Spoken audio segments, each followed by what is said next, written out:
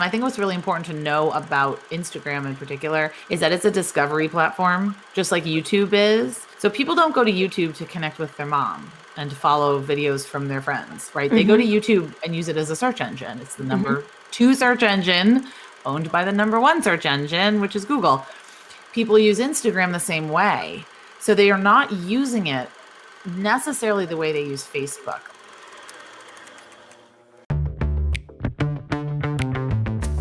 You're on a mission, and you just need more people to know about it. And whether you're brand new to marketing or a seasoned pro, we are all looking for answers to make marketing decisions with purpose. I'm Monica Pitts, a techie, crafty business owner, mom, and aerial dancer who solves communication challenges through technology. This podcast is all about digging in and going digital. I'll share my marketing know-how and business experience from almost 20 years of misadventures. I'll be your backup dancer, so you can stop doubting and get moving towards marketing with purpose. Hello, and welcome to Nonprofit Marketing with Purpose. My name is Monica Pitts, and I'm your host and the lucky lady who gets to interview our guest today. Now, before we jump into the interview, I have a favor to ask. Will you review this podcast wherever you're listening, whether it's on Spotify or Amazon Music or iTunes? See, our goal is to help more nonprofits just like you have less stressful and more successful marketing so that they can do more of their good work and make our world a better place. But I can't help them until I meet them. And so your review can actually help me change that. When you leave a review, it helps this podcast show up when people are looking for answers to the problems that the podcast is meant to help them solve. So if you are a Nonprofit Marketing with Purpose fan already and you haven't reviewed the podcast, or if this is your first time and you learn a thing or two, leave a review so we can connect with more awesome nonprofits just like you. Thank you so much in advance. Now, let's get to business. Hello, everybody. I'm super excited because I have an awesome guest with me. Her name is Julia Campbell. Say hi, Julia. Hi. I almost said hi, Julia. Oh, hi. Hey, you follow directions well, right? I do. You must be very successful in life. I'm a type 3 Enneagram, definitely. I cannot remember what Enneagram I am, and now I'm kind of sad. So I have a short little bio from you, or for you, I should say. So Julia is in Boston, which is exciting. Yeah, I am in Missouri. So this is the marvel of digital communications these days, right? That we can have. Is it warm in Missouri right now? It's getting warm. Yeah, today it'll be 70 degrees. It's still like 47 here. Yeah, that is such maybe 50s today. We'll see. So Julia, you are a super busy lady. I mean, like I gambled that you would even answer my email by sending the weirdest off the cuff email I could think of. It was amazing. What was the subject line was "Here goes nothing." Yeah. Wasn't that the subject? It was amazing. I was like, how am I going to get this really smart person to agree to talk about this? It was fantastic. I mean, and I'm actually taking a course on publicity and how to grab people's attention just like that when you pitch yourself.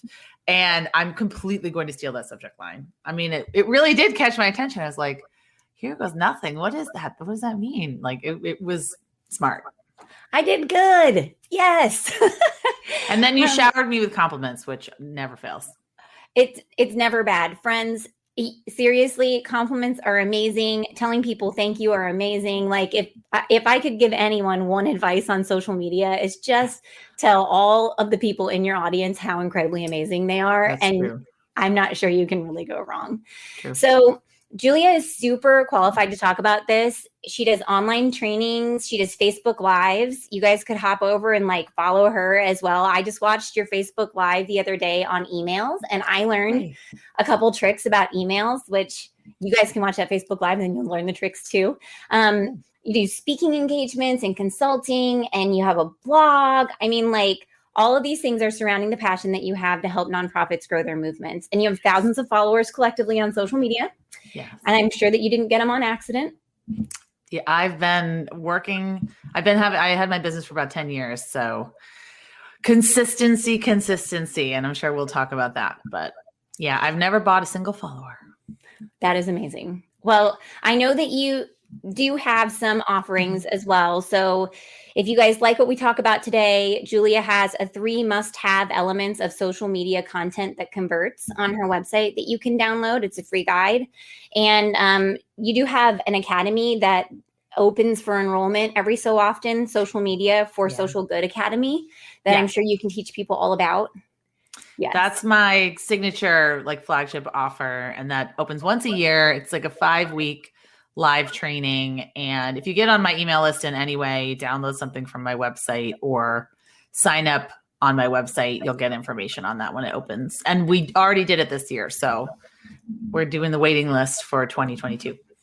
Now, I love that you are all about social media because I'm all about websites. Most of the time. Oh, I love websites too. So I see we have a lot of people watching right now. If you guys want to, you can ask questions in the comments for sure. And you can always just say hi and tell us where you're at. We would love to hear from you. That would be so awesome. So full disclaimer, I am not an Instagrammer. I am not I mean, I have an Instagram account, but I just post pictures of myself like flying around in the splits suspended by like some apparatus because I'm an aerialist. So I'm an interesting person to follow on Instagram, but I am certainly not a professional. So I thought we would like maybe kick off this interview with like, who is Instagram good for? Like, is it good for everyone? Because I have a lot of people that are concerned that they should or shouldn't be doing it. That's a great question. So I should say full disclaimer. I mean, I don't have like tens of thousands of followers on my personal Instagram because like you, I just post pictures of my kids and whatever I think is interesting. And I get pretty political and I don't know if it's for everybody, but this is what I train my clients in, specifically nonprofits who do have tens of thousands of followers, or at least hoping to grow into tens of thousands of followers. But when I'm consulting a client on whether or not they should dive into a new platform, whether or not it's Instagram, I always try to give them a pretty brief framework that they can use. I mean, number one is your audience on this platform. So if you come to me and you say, I'm trying to target millennial women or younger moms with families or 18 to 25-year-olds, or then yes, you do. You probably need to look at Instagram. So depending on who you're trying to target, is your audience there? And then also, can you create content specifically for Instagram? So you can't recycle things on Instagram. Like you can repurpose. If you have a fabulous photo, you put it on your blog, you put it on your website, you put it on Facebook, you can repurpose it. You have to write the caption differently. You have to use different hashtags. You just have to know the culture and the etiquette and the language of LinkedIn, of Instagram, because all of these channels are so different. It's not enough to have a digital strategy. You have to have a website strategy, an email strategy, and an individual strategy for each platform that you're on.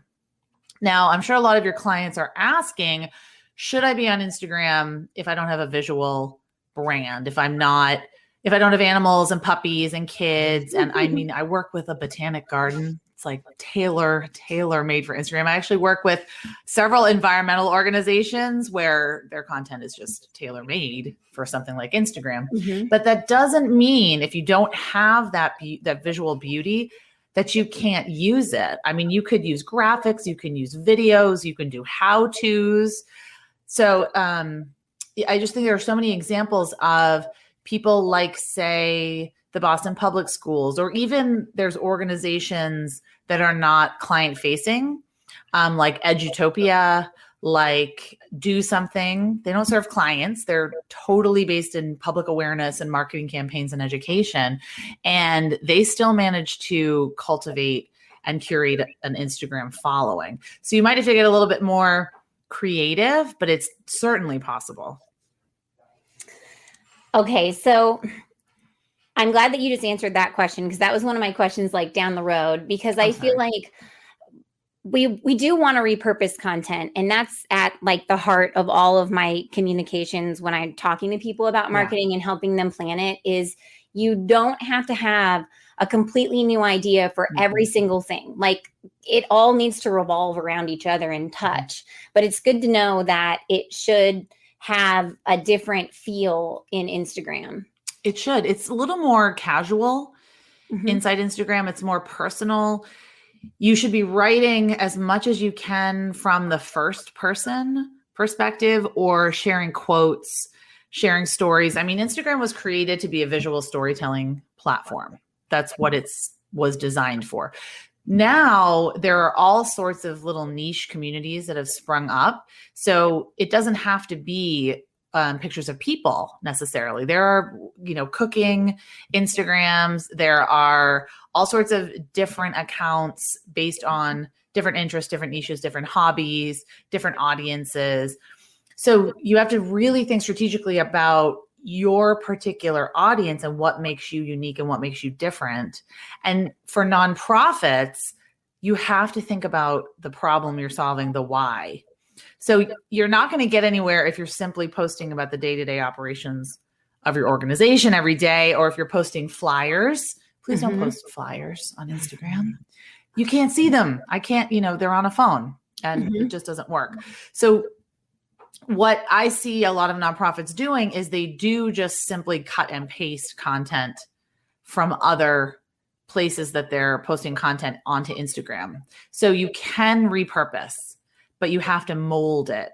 So when I do my talk on storytelling, I always talk about how the story is the gold. I mean, this is from Andrew Goodman at the Goodman Center. He says the story is the gold, and it's our job to mold it into a ring, into a bracelet, into a watch, into a necklace, depending on our audience, the context, and where it's going. So if you have a piece of content or a photo or a story, you have to design it for Instagram, and you have to design it for your audience on Instagram, which might be different from your audience that's on Facebook, from your audience on LinkedIn, from your audience on Twitter. They are different people. I know for my company, especially like the people that follow us on Twitter are oftentimes other developers. And so they interact with that content a lot differently than say on Facebook, which is mostly our clients. And so they love it when we post things about ourselves and our people. They're always interacting with that, and they think it's really fun. So I think that's a really valid point. I do have a question about when you say first person, because that's a question that we have internally in our office too. So oftentimes I'm the person who's talking, right? And so I'm speaking from myself. But if you are posting for a nonprofit, sometimes that's a little different because you're not posting as the founder, you're posting as the nonprofit. Do you use first person plural and say we? Or do you could say we? Yeah. So I think it depends what you're posting, what you're sharing. But some of my clients, they say we, like, we are so excited to share this story with you, or we really wanted to tell you this inspiring thing that happened. We are so jazzed to open up our doors in the next couple of weeks, or we saw this great thing. You definitely can say we. I've also seen organizations like Best Friends Animal Society. They actually sign their social media posts. So they talk in the first person, and then they say Abigail or whoever it is. And actually they learned that from Barack Obama's social media team. So his social media team used to always do that. And then when he would actually write something, he would sign it, BO. But I think that's a practice that you might want to use as well. The key is just to avoid corporate speak and jargon, and avoid looking like a brand. Like the big brands, maybe Nike, maybe Apple, they can get away with that, right? But for a small local nonprofit, you want to build that community that really identifies with you. And it might involve someone being the face of the organization, the executive director, the founder, the development director, that has to kind of get out there and show their face and be on Instagram stories and be on IG Live and be the one telling everyone about the news and what they need to pay attention to this week and what's coming up, what's interesting, what are the accomplishments. So I think for nonprofits, we're so used to sort of not hiding our head in the sand, but we really aren't used to putting ourselves out there. We just want to do our work. We want to create great results. We want to maybe write an annual report, send it to our donors, and have people donate. But if you're opening the can of worms on social media, you have to be a little bit more vulnerable and human and personal. Those are some great ideas. I'm like, oh, I'm doing this. This seems so great. Because I actually was just asking myself that question the other day. Like, one of my employees wrote this really cool thing for social media, but it was written in first person by them, but it wasn't. Anyway, you could put it in quotes. I like it. Right. I like it. And you could do takeovers. So each member of your staff could do a takeover for a day or a couple of days, and everything is from their perspective. And then you just are announcing it in the beginning and saying, this team member will be taking over Instagram. We can't wait to see what they have to offer, what they have to share. And then you get a really good perspective into the internal workings of your team. I mean, I really believe the power, especially of something like Instagram, is to humanize us and to build trust and to increase transparency, because trust is at an all-time low. I mean, the Edelman Trust Barometer, which I actually look at every year, found that less than 50% of Americans trust nonprofits to do the right thing. It was shocking. That was the most recent trust barometer that came out. Who are they going to trust to do the right thing then? They do not trust nonprofits to do the right thing.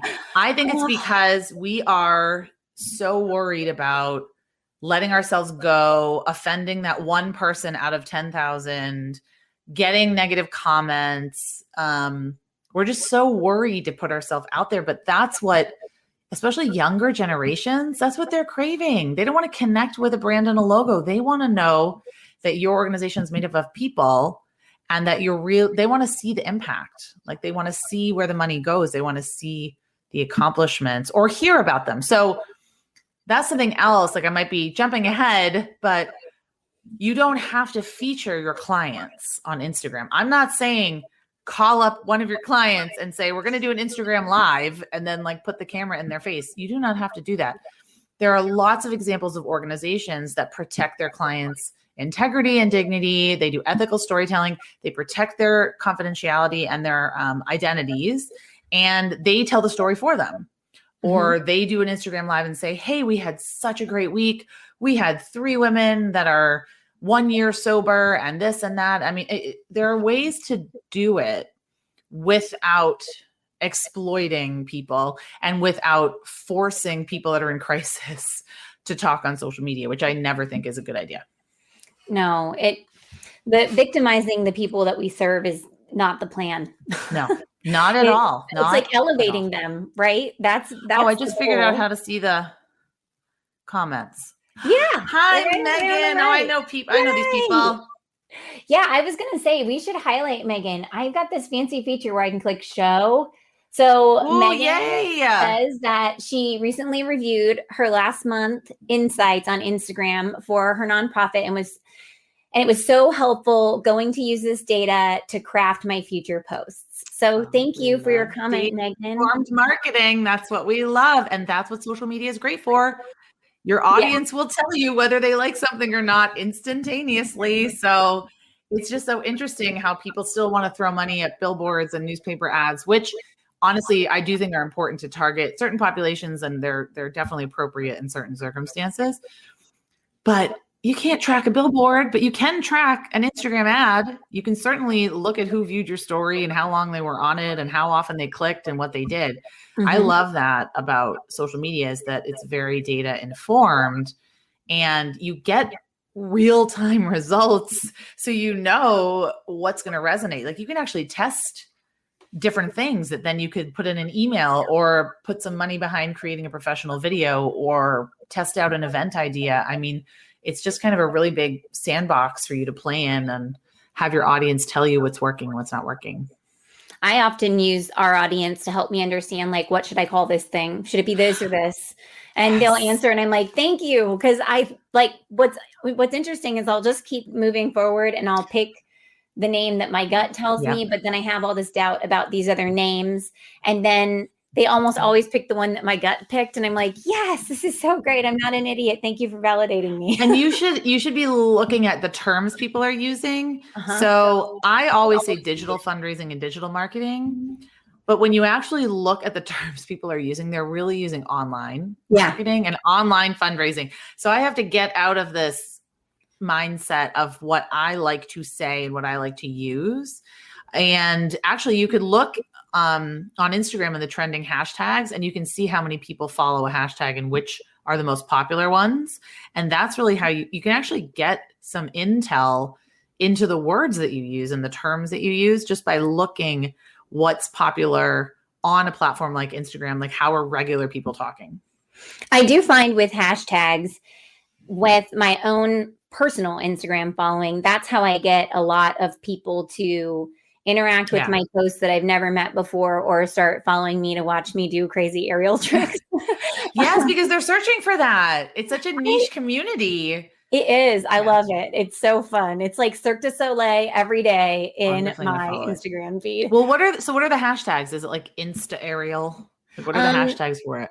Hashtag aerial, hashtag aerial flow, hashtag aerial hammock, hashtag aerial sequence. It just kind of depends. And then I also follow one that's Lollipop Lyra because it's a very specific apparatus and there's not a lot of people who do it. And so they almost always post that. And so then I can get new ideas for what I could do on that apparatus. But see, I love it. It's because the Instagram, I think what's really important to know about Instagram in particular is that it's a discovery platform, just like YouTube is. So people don't go to YouTube to connect with their mom and to follow videos from their friends, right? They go to YouTube and use it as a search engine. It's the number 2 search engine owned by the number 1 search engine, which is Google. People use Instagram the same way. So they are not using it necessarily the way they use Facebook. They use it a lot more for discovery. I would say at least 75% of the people I follow, I have never met in person. Maybe there are other consultants. I follow a lot of drag queens because who has a better Instagram account than a drag queen? There is no one on earth. Like the artistry, it's just designed, this beauty, this like just showcasing this talent. So I follow a lot of celebrities, news journalists, causes. I mean, I haven't met a lot of the people I follow. So it's a place that people go to explore, to find new things, to get ideas, and to connect with other like-minded people that you might not have met in person, but now you're connected through this shared identity or like the shared love of whatever it is. It could be aerial. I don't know. What's it called? Aerial acrobatics? What is it called? Well, aerialists. We're aerialists. Okay. It's an aerial art form. There's different apparatuses anyway. It's yay, fun. but see, it's such a community. Yeah, there really is. There's a huge community for it. And we learn from each other. It's like if one person does a really cool move, then everybody else will start emulating it and posting it. And then you have to mention the person who you learned it from. And you then should be on TikTok and do the duet back and forth. Yeah. That would be really cool for TikTok. I bet they're huge on TikTok. I'm gonna look it up. I don't TikTok at this point, so I have a girlfriend who I don't do it myself. I just follow a lot of people and stalk them. Yeah. So I don't have the time, but I do look to see what's going on. So I feel like I can keep up with the cool kids, I guess. But it's so fun. But you're right. Like it involves a lot of time to create. See, it's like we're saying, you can't just repurpose what you put on Facebook on TikTok. You've got to really design content for that channel. So with hashtags, I feel like for people who are new to Instagram, why don't you explain to them what hashtags are and maybe what role they play in helping them build their audience? So hashtags are a way to filter out information on Twitter, they're used on every social media platform, but on Instagram, people use them for exploration. So they will search on a hashtag. And what I love about Instagram in particular is you can actually follow the hashtag. So think of it as following a topic. It's really just a topic of info, a topic that you're interested in, like like Mhm. hashtag breast cancer, hashtag animal rights, whatever it might be. And you can follow the hashtag, and then you'll get introduced to new accounts that use that hashtag, but people that you don't necessarily follow, and you don't have to follow them, but you can still see their stuff by looking at the hashtag. So you don't have to clutter up your follow list by following millions of people you don't know just to get this information. You can actually just search for it. So it's almost better than a search term because it's very specific. I think the key to using hashtags is the more specific you can get, like lollipop. I don't even remember what that was called. Lollipop Lira. Lollipop Lira, right? That's a very specific hashtag, but the people that are searching for it are your people, right? You know that they're going to be interested in it. So oftentimes I see nonprofits using hashtag selfie, hashtag love, hashtag, and those are nonprofit, hashtag nonprofit, hashtag fundraising. There's so many millions of people that are using those hashtags. You're never going to rank for it. No one's ever going to see it. But use hashtags, especially if you are a library, if you're a destination, if you're a museum, if you are a theater, if you're an arts and culture, historical society, use the hashtag of your locality because people are always searching, like hashtag Salem, Mass, hashtag Boston, hashtag New Orleans, whatever it might be. People are searching. I know when I go to a new city, I usually search on that hashtag, just kind of see what's going on, see what restaurants are, what people are posting about different restaurants when, we used to travel. But I think being very strategic and not just kind of using it as a one-off or just making it up as you go, like have a set of 5 that you use every single time. And think of it like Google. Think of it as search words you want to rank for. Think of it of if your ideal donor was searching for you, what would they use to find you? What kind of language would they use? What kind of terms would they use? So they're really supposed to be helping us filter out the internet and just find the things that we're interested in. Now, I do think that sometimes we call our locations by nicknames. So my community, we call ourselves Como. Yes. And what I would suggest that you do before you start using that as a baseline hashtag all the time is search it. Yes. Because Como, if you search it, it's these models in Italy. Oh. And it does not come up as Columbia, Missouri at all. And so that can happen.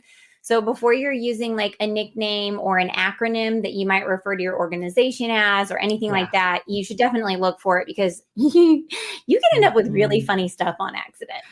Oh, definitely. That's a great one. If you're going to start your own. So I think there's 2 sides of this coin. One side is use ones that people are already using. The second side is if you do want to create your own. I mean, if you're having an event, say you're running an event and you want all of the people attending the event, the speakers, everyone to connect around a hashtag, make sure you're using one. That was really good advice. That is not being used by something crazy or going to be hijacked by some group of people that have nothing to do with your event or your fundraiser. But if, I don't think nonprofits necessarily need to create their own hashtag unless they have a really big community or they have a community that they know is going to use it. But it can't hurt. I mean, it's just hashtags. Like we overthink everything in this realm. I think it's like just you gotta have some fun. Yeah, we use a hashtag for Como Gives every year, which is our local that's perfect because I don't think anyone fundraiser. else would use that. Yeah, and so we use it. And we ask all of our organizations participating in this month-long local fundraiser to use it on their posts. So that way we as the marketers can filter and then share it awareness over and over again. Because otherwise we have to look at 142 news feeds and that it is. It's like Giving Tuesday. Yeah, you want to be able to filter it out. Yeah. So, since we're talking about building your Instagram audience, is there a tactic that you find moves the needle that just it works? Yes. And I wish that I did it more, I recommend to my clients, you have to follow 10 accounts every week. Okay. You have to follow them. It doesn't have to be people that follow you. I don't agree. Well, if you follow me on Instagram, I'm sorry, because I'm the worst about following back. I'm the worst. I don't know. I have my way of using Instagram. I may or may not follow you back. I can't promise, but I also don't think that it needs to be like that. You don't need to follow everyone that follows you, but you do need to start following people. Like, we're not Taylor Swift over here. Like, I think she has 100 million followers and doesn't follow 0 people. So we're not her. We have to follow people in order to gain that kind of exposure, because they'll see it and then they may or may not give us a follow back. So those could be community partners. Those could be just national organizations doing what you're doing. Those could be thought leaders. Those could be donors, board members, whatever it is. But really, we have to understand that we have to give back, and we're not entitled to just get a lot of followers and having an audience. Mm-hmm. The other thing is being responsive on Instagram. So it's a very two-way street there. If someone writes a comment, you should heart it, or you should like it, or you should comment back and reply and say thank you, or answer the question if they're asking a question. Even if it's, what are your hours, where you could find it on the website, just be gracious and put it there, put the hours there, and answer your DMs, like your direct messages, if people are messaging you. So for some reason, I know that it's 2021. We are still using social media like a billboard and like a broadcast mechanism, when it is a two-way street, and we have to be willing. It's tiring to go through, to delete the spam comments, to monitor the questions, and to look at the messages. Mm-hmm. For most of us, it's not going to be an overwhelming amount of time that you need to be doing this, but it does have to be a piece of the social media management puzzle. And you can do it through some of the management softwares, like we use Loomly. And Loomly. I can get in there and see what people are doing and commenting, and that helps save me some time. Mm-hmm.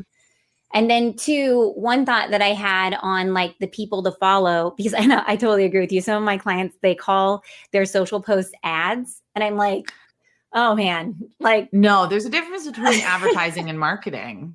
Yeah. Yeah. I mean, there's a time and a place for both, but yeah. I'm like, well, I know where you stand now.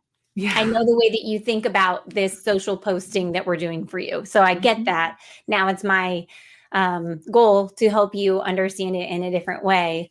But people are like, I'll ask them, well, who do you follow? Who do you interact with? And they say, oh, well, other organizations in town. And I'm like, okay, now let's think about your target market. Like, right. Who are they?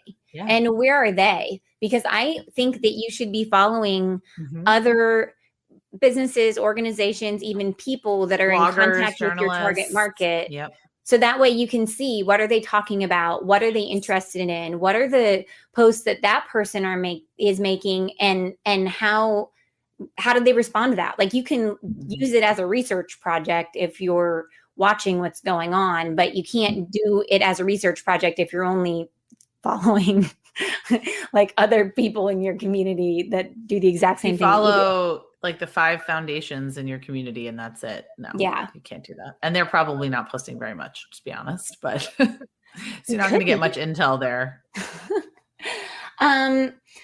Okay. So I do have a question. Mm-hmm. So Facebook and Instagram, they touch each other, which is confusing, but they don't touch each other, which is also confusing, because when you're in one, you're not in the other. But then when you get into the inner Creator Studio, yeah, you're in both. So recently I had a couple people tell me that Facebook wasn't doing as good of a job like sharing their content anymore. And I know that we're not necessarily talking about Facebook right now, but do you know what's wrong with those monsters? Like, why aren't they showing nonprofit content Facebook owns Instagram, so the Instagram monsters are the same. Like, let's not confuse it. I do have clients that say they can't ethically be on Facebook, but they're staying on Instagram. It's like, I support you ethically if you want to leave both, but you can't pick and choose. Like they're owned by the same people. So really what happened was about 10 years ago, we were sold a bill of goods where Facebook came to us and said, hey, this is a fantastic way. We're going to connect the whole world. And it's a free and easy way to connect you with your fans directly. And there's no email subscription and there's no website for them to go to. And it's going to be this great, cool way for them to see everything that you're posting whenever you post it. And then, I mean, there's so many billions of pieces of content posted like every minute. And then also at this point, I do not even know how many pages I must follow. I don't, or how many people I'm connected to, how many things I've commented on. I don't even know. So I think Facebook is very confused by me at this point. They don't know really what to show me because I've been on it so long and I've just changed my interests, in the 10 years.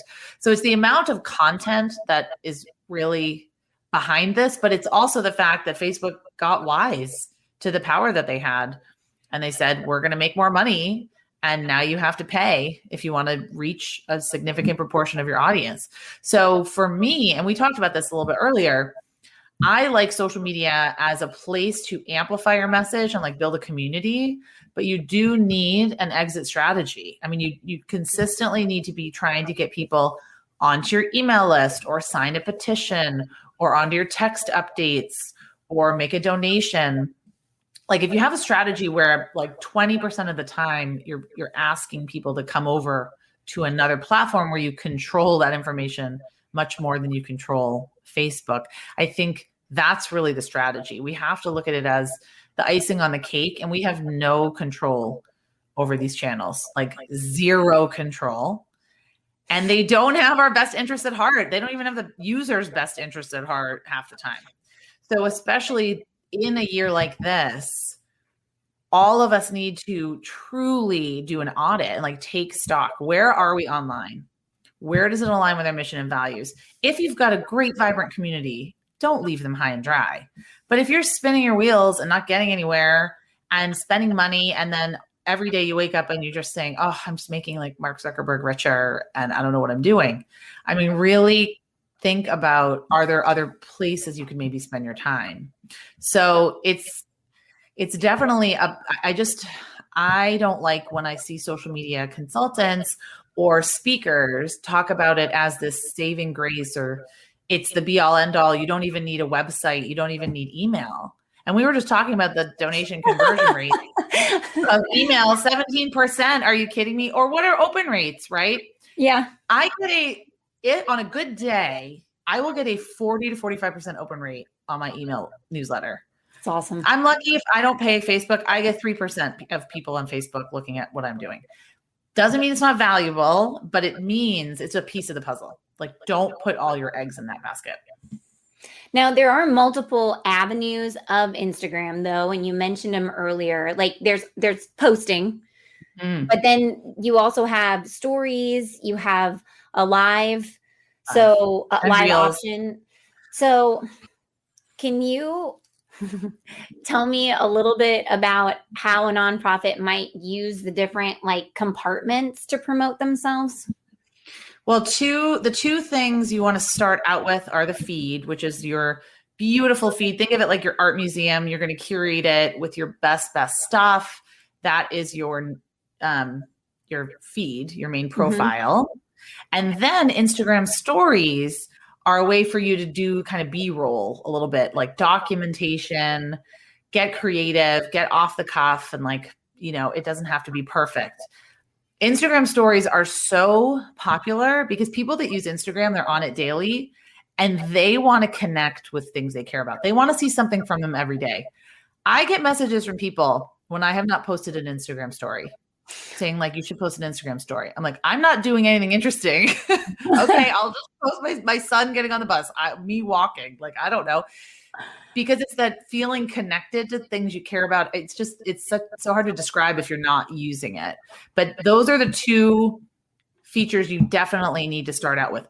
Once you've mastered the feed and once you have some following, once you've used stories for a little while and built a little bit of an audience, then I would expand out into live. Instagram, if you're doing Facebook lives, you can do Instagram lives. I mean, they're the same thing. And actually Instagram live tends to get a lot more engagement, and people tend to comment and share and jump in and out, and there's hearts flying everywhere. But I would only recommend that if you actually have some people there to watch it. But in the beginning, of course, you're going to have to build that up. And then Reels is really their answer to TikTok. So if you can't tell, Facebook, first they bought Instagram, then they wanted to cut the, I never know what to say. The kneecaps. What do? They wanted to kneecap Snapchat. Okay. Cut the knees, cut the legs out from under. I don't know, whatever the saying is. So then they made Instagram stories, which was their answer to Snapchat. Then they made Instagram Live, which was their answer to YouTube Live. Then they made Reels, which is their answer to TikTok. So every feature is actually stolen from another social media platform. But if you focus on Instagram, if you are focused, if you're all in, if you have a really great audience there, definitely explore these features. But I don't think they are, they're not going to determine whether you succeed or not. Some of the biggest nonprofits are not doing lives. They're not using Reels.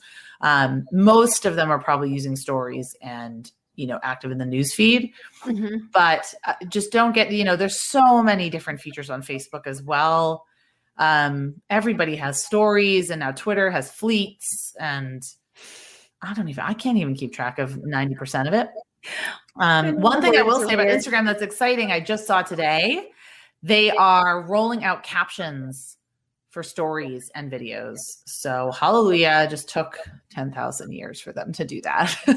So make sure you caption your stories, just to make them more accessible. Also, a lot of people listen to them with the sound off. I know I do. I do too. So I think that's going to be a huge feature. I think stories are going to even explode in popularity even more now because of that. And I feel like too, just realize that you probably can't give up Facebook yet, no matter how excited you are, because a lot of your donors are on Facebook and they're not going to be on Instagram yet. But the donors of tomorrow, they're hanging out on Instagram, and we have to start making friends with them. And there's so many fundraising Instagram is cool. There's the donate button on your profile. There's donation stickers. They're rolling out not Facebook fundraisers, Instagram fundraisers based on Facebook fundraisers. So there's going to be a lot more. There's going to be many more opportunities for people to raise money for you, and for you to directly raise money through the platform. So I think focusing on building up an audience right now is very important, because just like you said, it's the donors of tomorrow, and some of the donors of today are on there. So I guess my last question, if it is my last question, since I'm a web person and I'm always looking at the web data to make sure that things are working, it's hard for me to see if Instagram is working or not from the web data, because we're not directly linking people to the website from the Instagram posts. And so I always have, Facebook or Twitter or LinkedIn as the biggest referrers of social media traffic to the websites that I manage. Are there things that you would say people need to look at to understand that their Instagram is successful for them, since you can't find it in Google Analytics nearly as well? Right. You can see if people are clicking on the link in your bio, and if you have 10,000 followers, you can put a link in your Instagram stories. Certainly you can type the link into your caption, which I don't think always works. So, Instagram's not designed to send people off the site. It's designed to keep people on and to keep people exploring, to keep people looking and watching. So I would do what Megan did, look at your insights and determine, are you constantly growing your following? Is your engagement growing? And you can really look at it for type of post that works really well. I know that with one of my clients, we found, not surprisingly, that landscapes don't do as well as people or people with their pets when they post people and their pets. So that was, something they wanted to do a better mix of. And then you can really look at, the types of content, maybe longer captions versus shorter captions. But to me, like building a community, I mean, it really, you might not always be able to every single day say Instagram is driving our bottom line. But if you get a vibrant community on there and then you add the donate button or you add like a text to donate, works really well on Instagram. Or if you have a contest where you're collecting emails or where you're, you're trying to grow your following so you can get that 10,000.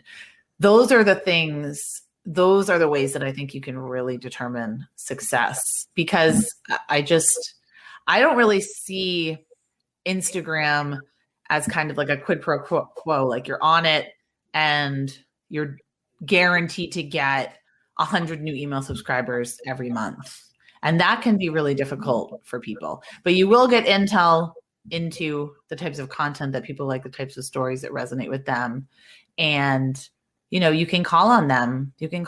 Like I do advertising on Instagram once in a blue moon, but certainly my Instagram audience is very engaged when I actually ask them for something, because I give. You have to constantly be giving value, and then once in a blue moon ask for something. But I don't know, I would use it as a piece of your bigger fundraising or marketing strategy.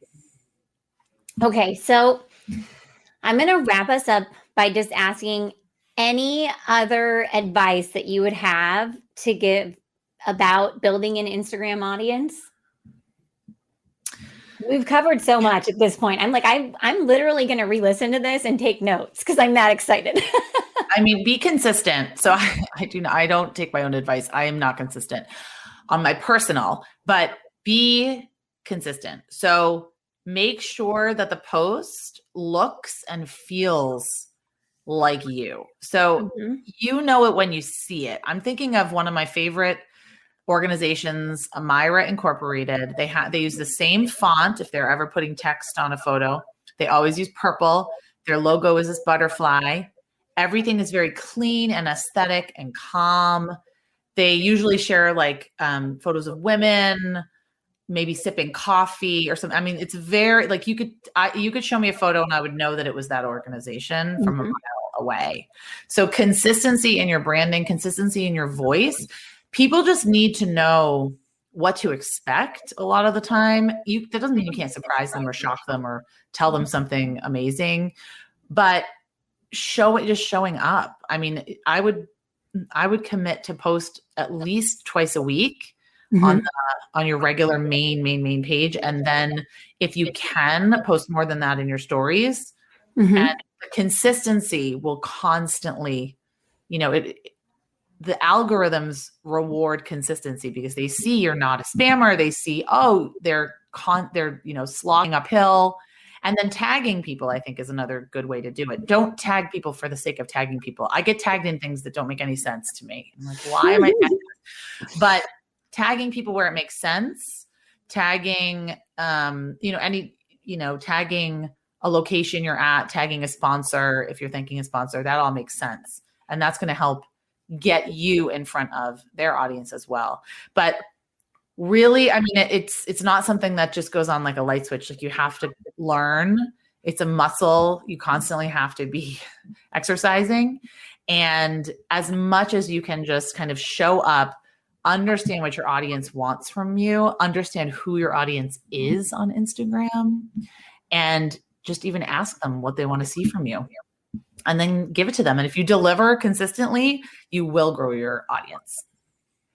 So before we leave, I have to celebrate our national selves right now because, as I said earlier, Julia's in Boston and I'm hanging out in Missouri, and Jennifer joined us from Missoula, Montana. Hey. And we had Darcia, who joined us from Pennsylvania.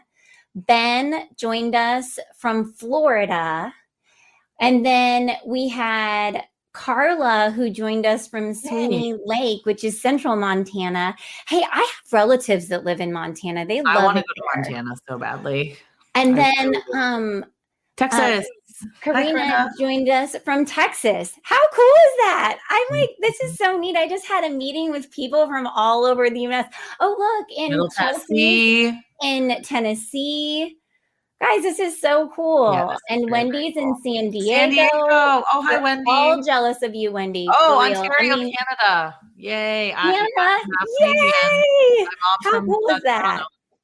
Okay, Washington. Hi, Brittany.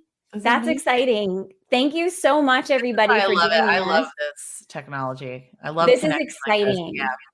So once again, I want to remind everybody that Julia does have a free offering, 3 must-have elements of social media content that converts that you can get over on her website and download and learn from. Julia, tell them your website and how they can contact you. I am at Julia Campbell 77 on Instagram. And my website is jcsocialmarketing.com. That's my blog, all my freebies, my webinars, pretty much my contact information is all there. So yeah, check it out. And remind people how you help them too in their organization. Like, what's your role? Sure. I help nonprofits navigate the digital age. So I help them build their movements, tell their stories, and build their audiences using their website, their email, and social media. So a lot of strategy, a lot of campaigns, a lot of calendaring, and a lot of therapy. So social media therapy. I always say I should be a social media therapist with the coaching that I do.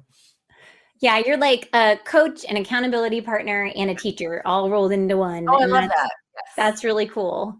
Okay, so we had 2 other people that wanted to let us know where they're from. And as soon as I find my mouse, we have to say hi to them. Nicole is in Pittsburgh, Pennsylvania. And JC is joined us from Wisconsin. So that's so cool, you guys. I'm absolutely honored to have had your attention for this long. And I'm also extremely thankful, Julia, that you came on and shared this stuff because it's so awesome. So thank you so much for joining us, everybody, and have a wonderful rest of your day. Thanks, Monica. I really appreciate it. So thank you so much for your time today. Once again, my name is Monica Pitts, and you're listening to Nonprofit Marketing with Purpose. Now, before I let you go, I just want to remind you about that little favor I asked you about in the beginning. Will you please review this podcast wherever you're listening? It will help us show up when people are looking for answers to the problems that this podcast will help them solve.